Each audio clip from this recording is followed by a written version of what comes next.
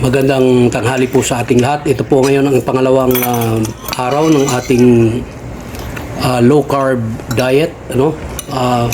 Yung lunch natin ngayon is 3 pirasong itlog, cucumber at saka baboy na fried liempo.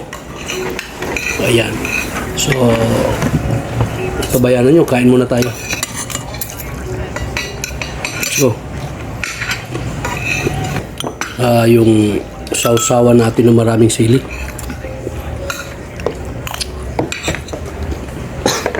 Ganoon pa rin yung itlog, yung ginawa nating kanin.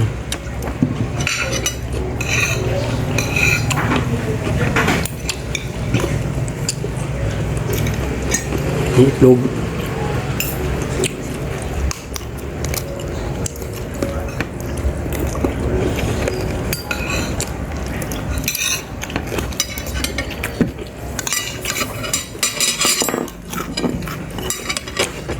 Ina-advise nga pala, kailangan pag kumain tayo ng meat, kailangan nguyain ng maayos bago lunukin.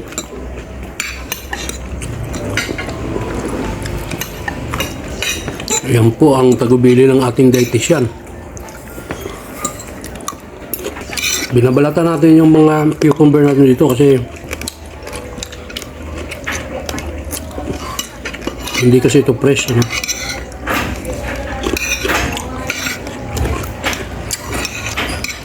Yung liempo natin kailangan may halong taba.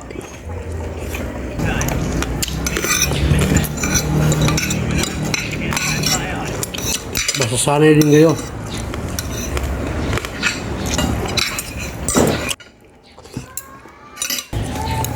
Iba yung pakiramdam pag kumakain ka po kayo ng kanin. Madali po kayo mapagod.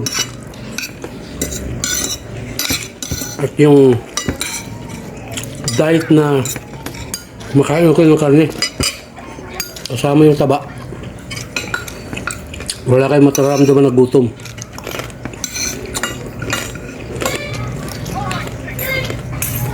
Kumain kayo ng kanin, madali kayo gutumin. May kasama sana itong avocado.